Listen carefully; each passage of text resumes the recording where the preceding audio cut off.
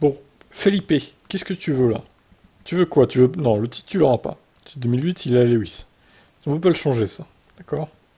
Les règlements de la FIA auxquels participe chaque pilote ne permettent plus de marchander l'issue de la lutte pour le titre qui s'est déroulé il y a 15 ans. Ces avocats ont probablement compris qu'il était inutile de protester contre cette décision, à moins qu'ils ne trouvent encore une entrée pour contester le titre de Lewis Hamilton à une date ultérieure. Une faille.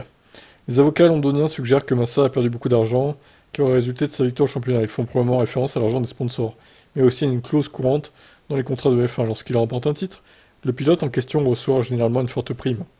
Pour cela, Massa veut être compensé financièrement. Il veut du pognon, Felipe. Donc le Brésilien qui courait à l'époque pour Ferrari opte pour la lettre de réclamation et dans un premier temps pas pour un procès afin d'obtenir cet argent. Cette lettre de réclamation est un outil très utilisé car elle permet d'éviter d'aller au tribunal. Massa et ses avocats espèrent clairement un accord avec les propriétaires de l'époque de la F1 et de la FIA. Si ça ne concrétise pas, une action en justice est l'étape suivante. Plusieurs facteurs viennent compliquer la situation de Massa. Outre le long terme, qui lui est désormais assuré, la mémoire d'Ecclestone est l'un d'entre eux. À Reuters, le Britannique révèle qu'il ne se souvient pas du tout d'un entretien avec un média allemand, et encore moins des déclarations. Bah, il suffit de retrouver les déclarations de Ecclestone. Évidemment, il s'en souvient plus, il est gâteux.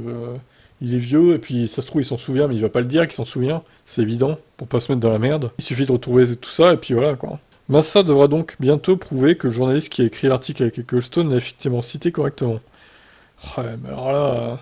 Demander des éclaircissements à Max Mosley serait également difficile, car l'ancien président de la FIA est décédé il y a 2 ans. Putain. En outre, tous les tiges prendra des années, à 92 ans, et que Stone est également assez âgé.